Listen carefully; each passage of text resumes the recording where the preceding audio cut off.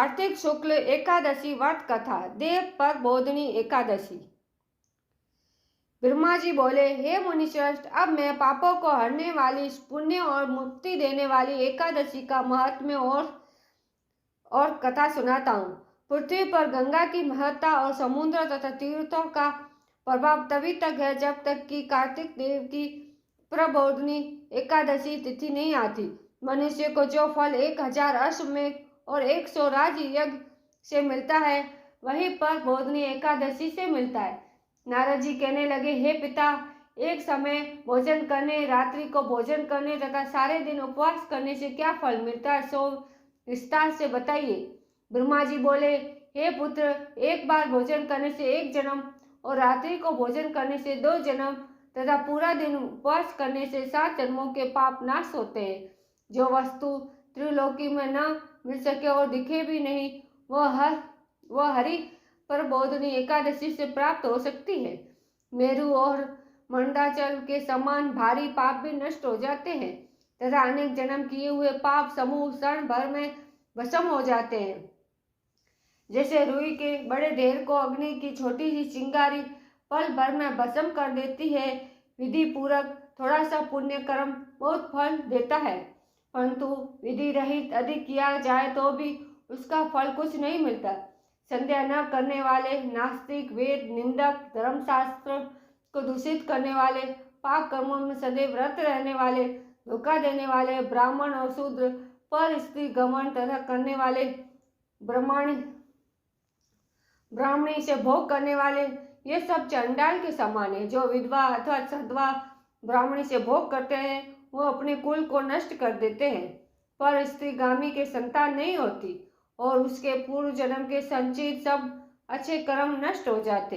जो गुरु और ब्राह्मणों से अहंकार युक्त बात करता है, वो भी धन और संतान से हीन होता है।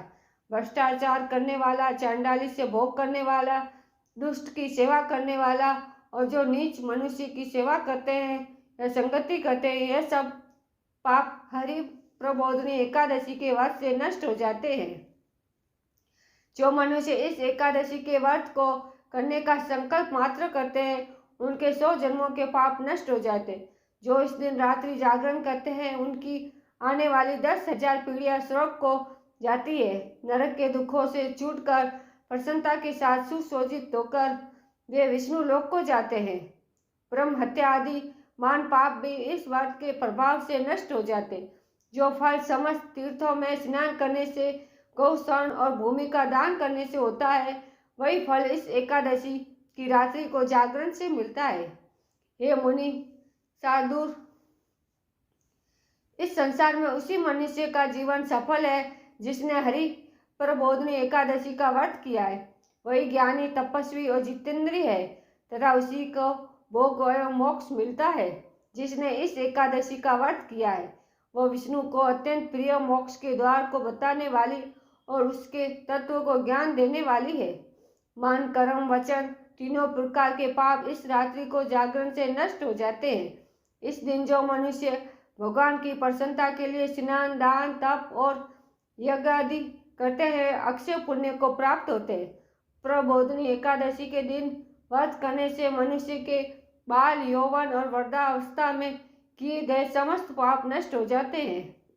इस दिन रात्रि जागरण का फल चंद्र सूर्य ग्रहण के समान स्नान करने से 1000 गुना अधिक होता है। अन्य कोई पुण्य इसके आगे अव्यर्थ है। जो मनुष्य इस व्रत को नहीं करते, उनके अन्य पुण्य भी व्यर्थ हो जाते हैं। अतः हे नारद, तुम भी विधि पूर्वक इस व्रत को करना चाहिए। जो कार्तिक मास में धर्मपरायण होकर अन्न नहीं खाते, उन्हें चंद्रायन व्रत का फल प्राप्त होता है। इस मास में भगवान दानादि से जितने प्रसन्न नहीं होते, जितने शास्त्रों में लिखी कथाओं के सुनने से होते हैं। कार्तिक मास में जो भगवान विष्णु की कथा का 1 या आधा श्लोक भी पढ़ते, सुनते या सुनाते हैं, उनको भी 100 गाय का दान के बराबर फल मिलता है। अतः अन्य सब कर्मों को छोड़कर कार्तिक मास में मेरे सम्मुख बैठकर कथा पढ़नी या सुननी चाहिए। जो कल्याण के लिए इस मास में हरि कथा करते हैं, वह सारे कुटुंब का क्षण मात्र उद्धार कर देते। शास्त्रों की कथा कहने सुनने से 10,000 यज्ञों का फल मिलता है। जो नियम पूर्वक हरि कथा सुनते हैं वो 1,000 गोदान का फल पाते हैं। विष्णु के जागने के समय जो भगवान की कथा सुनते हैं वे 7 दीपों समेत पृथ्वी के दान करने का फल पाते हैं। कथा सुनकर वाचक को जो मनुष्य सामर्थ्य के अनुसार दक्षिणा देते हैं उनको स्नातक लोक मिलता है। व्रत की विधि। ब्रह्मा जी की ये बात सुनकर नारद जी ने कहा, हे भगवान, इस एकादशी के व्रत की विधि हमसे कहिए और बताइए कि कैसा व्रत करना चाहिए। इस पर ब्रह्मा जी ने कहा कि ब्रह्म मुहूर्त में जब 2 घड़ी रात्रि रह जाए तब उठकर शौचालय से निवृत्त होकर दंत धावन आदि कर नदी, तालाब, कुआं, बावड़ी या घर में ही जैसा संभव हो स्नादि करे। फिर भगवान की पूजा करके कथा सुने। फिर व्रत का नियम ग्रहण करना चाहिए। उस समय भगवान से प्रार्थना करें कि हे भगवान, आज मैं निराहार रहकर व्रत करूंगा, आप मेरी रक्षा कीजिए। दूसरे दिन द्वादशी को भोजन करूंगा। तत्पश्चात भक्ति भाव से व्रत करें तथा रात्रि को भगवान के आगे नित्य गीतादि करना चाहिए। बहुत से फूलों, फल, अगर, धूप आदि से भगवान का पूजन करना चाहिए। शंख जल से भगवान को अर्घ्य दे।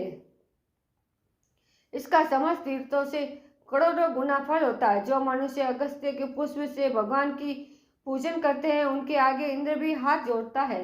तपस्या करके संतुष्ट होने पर हरि भगवान जो नहीं करते वह अगस्त्य के पुष्पों से भगवान को अलंकृत करने से होता है। जो कार्तिक मास में बेलपत्र से भगवान की पूजा करते हैं वे मुक्ति को प्राप्त होते हैं। कार्तिक मास में जो तुलसी से भगवान का पूजन करते हैं उनके 10,000 जन्मों के पाप नष्ट हो जाते हैं।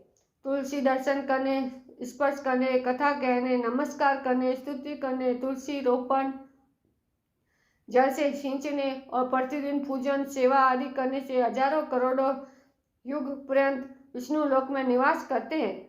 जो तुलसी का पौधा लगाते हैं उनके कुटुंब से उत्पन्न होने वाले प्रलय काल तक विष्णु लोक में निवास करते हैं।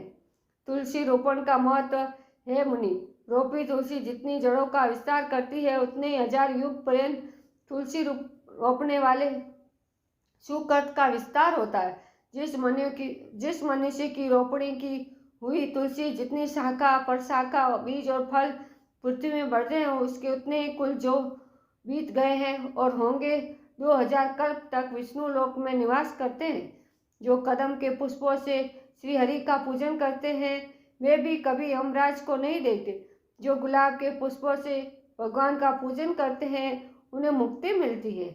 जो वकुल और अशोक के फूलों से भगवान का पूजन करते हैं वे सूर्य चंद्रमा तक किसी प्रकार का शोक नहीं पाते। जो मनुष्य सफेद या लाल कनर के फूलों से भगवान का पूजन करते हैं उन पर भगवान अत्यंत प्रसन्न होते हैं। और जो भगवान पर आम की मंजरी चढ़ाते हैं वह करोड़ों गाय के दान का फल पाते हैं। जो दूबे के अंगूरों से भगवान की पूजा करते हैं वे 100 गुना पूजा का फल ग्रहण करते हैं। जो समी के पत्र से भगवान की पूजा करते हैं उनको महाघोर यमराज के मार्ग का भय नहीं रहता। जो भगवान को चंपा के फूलों से पूजते हैं वे फिर संसार में नहीं आते। केतकी के पुष्प चढ़ाने से करोड़ों जन्म के पाप नष्ट हो जाते हैं। पीले रक्त वर्ण के कमल के पुष्पों से भगवान का पूजन करने वाले को श्वेत दीप में स्थान मिलता है।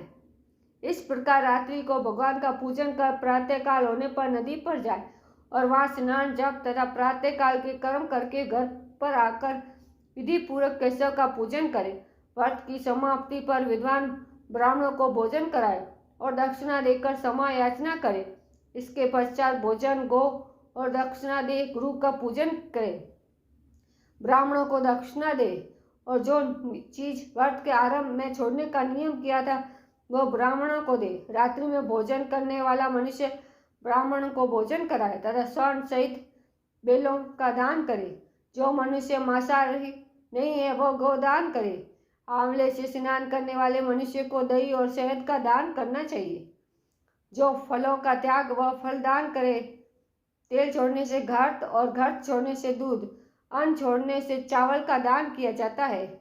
इसी प्रकार जो मनुष्य भूमि शयन कर व्रत लेते हैं उन्हें शया दान करना चाहिए। साथ ही तुलसी सब सामग्री सहित देना चाहिए। पत्ते पर भोजन करने वाले को सोने का पत्ता घर सहित देना चाहिए। मौन व्रत धारण करने वाले को ब्राह्मण और ब्राह्मणी को घर तथा मिठाई का भोजन कराना चाहिए। बाल रखने वाले को दर्पण, जूता छोड़ने वाले को एक जोड़ा जूता, लवन त्याग करने वालों को सकरा, मंदिर में दीपक जलाने वाले को तथा नियम लेने वाले को व्रत की समाप्ति पर ताम्र अथवा स्वर्ण के पत्र पर घृत और बत्ती रखकर विष्णु भक्त ब्राह्मण को दान देना चाहिए। एकांत व्रत में 8 कलश वस्त्र और स्वर्ण से अलंकृत करके दान करना चाहिए।